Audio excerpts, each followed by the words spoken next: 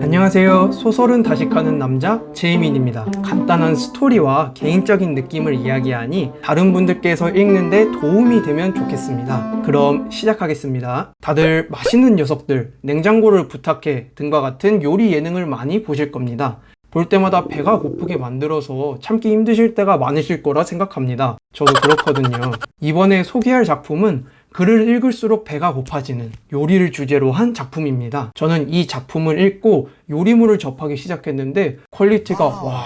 그리고 제 기억으로는 이 작품 후에 요리물에 대한 독자들의 관심이 증가되었습니다. 그러니 재밌게 읽으실 수 있을 겁니다. 그러면 오늘 소개드릴 작품은 바로 요리의 신입니다.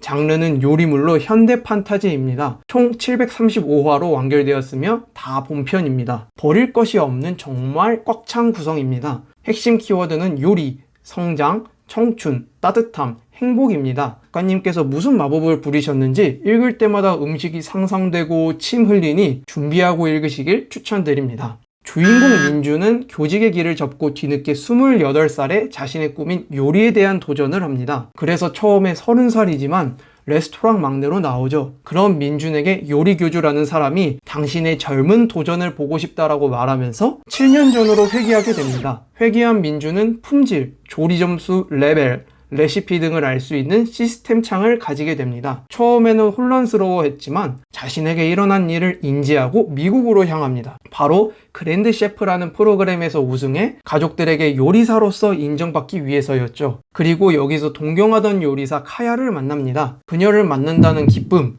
이길 수 있을지에 대한 불안, 그녀의 요리 레벨에 대한 궁금증을 가진 채 프로그램에 참여합니다. 초반 부분, 즉 프로그램 처음에 민준의 실력은 중하위권이었습니다. 하지만 다양한 미션, 짧은 시간 내에 해내야 하는 상황, 엑기스만 모은 경쟁이 그를 성장시킵니다. 그 과정에서 시스템 창을 잘 활용하고 민준 스스로가 발전하는 모습을 보여줍니다. 먹은 음식은 레시피와 맛의 100%나 거의 비슷하게 재현해서 깜짝 놀라게 하는 장면. 탈락 미션에서 자신의 미각과 시스템 창을 활용해 모든 재료를 맞추는 장면, 레시피를 조합, 분해하는 장면 등이 바로 그것들이죠. 이후 사람들은 민준을 절대 미각이라 불렀는데 그는 자신이 절대 미각이 아니라는 것을 알고 있으니 그렇게 되기 위해 계속 엄청난 노력을 합니다. 쭉 읽으면서 그가 한 노력들을 볼 수 있는데 한 분야에 미치는 게 어떤 것인지 알 수 있었습니다. 그리고 사실 절대 미각은 카야였습니다. 게다가 카야는 시장에서 독학으로 배워 우승할 정도의 천재적인 요리 감각을 지닌 엄청난 요리 천재로 불 다루는 솜씨 등 감각적인 것에서 상상만 해도 멋진 걸크러쉬 그 자체였습니다. 그 외에도 엘리트, 천재라 할 수 있는 앤더슨, 안덕삼 씨와 가정식 등의 뛰어난 실력을 가졌고 후에 요리 연구가가 되는 클로이와 경쟁하고 같이 걸어가고자 하니 실력이 안 늘 수가 없었습니다. 프로그램이 끝난 뒤 민주는 로즈 아일랜드라는 레스토랑에서 일하며 스승 레이첼의 가르침을 받습니다. 그 과정에서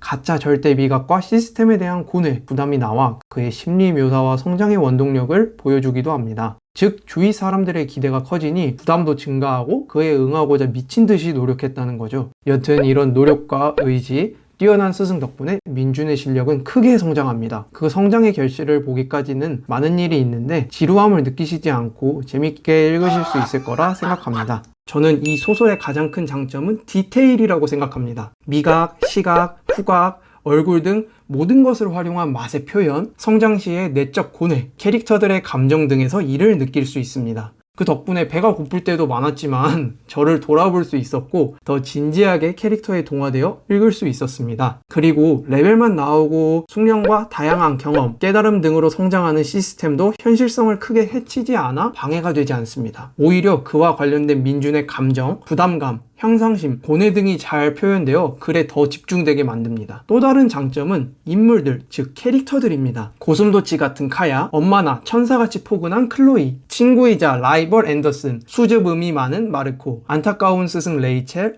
아픔이 있는 자넷, 귀여운 엘라, 열정적인 민준 등 정말 많은 캐릭터들이 나옵니다. 그들이 지닌 개성과 각자의 아픔이 바탕이 되어 발생한 사랑, 우정, 갈등과 같은 감정의 교류는 풋풋함과 사랑스러움, 안타까움 등을 느끼게 만들어 한 편의 청춘 드라마 같았습니다. 작가님은 민준을 통해 한 분야에서 최고가 되려면 어떻게 해야 되는지 보여주셨습니다. 덕분에 저도 그로기 상태에서 벗어나 다시 열정적으로 일을 할 수 있었죠. 소설이 길다고 생각하실 수 있지만 주인공과 그의 동료들에게 집중하면 어느새 완결이 되어 아쉽다고 생각하실 겁니다. 물론 모두 그러시지는 않으실 겁니다. 하지만 진지한 분위기, 열정적이고 성장하는 주인공, 요리와 드라마를 좋아하시는 분들, 최근 힘이 빠지신 분들은 재밌게 읽으실 수 있을 거라 생각합니다. 그런 분들께 힘이 되고 열정과 노력이라는 보석을 볼 수 있는 소설 요리의 신이었습니다.